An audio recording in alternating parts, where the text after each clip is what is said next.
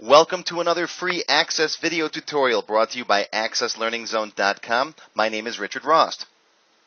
In today's tutorial, I'm going to teach you about the can grow and can shrink properties in your Access reports. Here I've got a real simple contact history report. You can see I've got the contact name, the company name, the phone number, the date and time of the contact, and some notes down here. Now you'll see some of these records have a real small note, others have a real big note, and even still, some others have no note whatsoever. If you look at the design view, you'll see I've got my field set up in the details section. There's my first name and last name, company name, phone number, date and time, and the notes are down here below.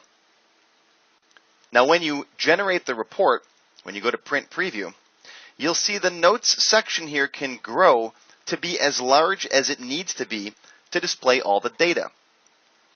Text boxes by default can grow vertically to be as large as they need to be. However, sometimes you want to get rid of that extra space in there if there are no notes. Because you can see down here, for example, we're wasting a lot of extra space right in here because there's no notes. So how do we fix that? How can we make that section shrink up if no notes are found in that record? Well, let's go back to Design View.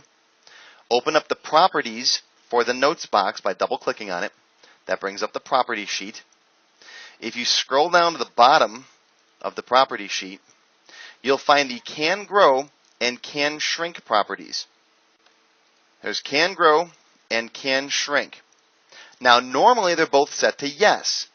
The text box can grow to be as large as it needs to be, or it can shrink up to nothing if there's no data there. So what's the problem?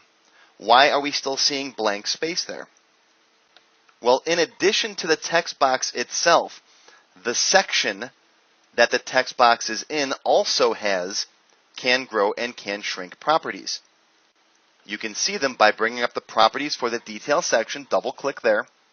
That'll bring up the property sheet for the detail section. Go to the Format tab.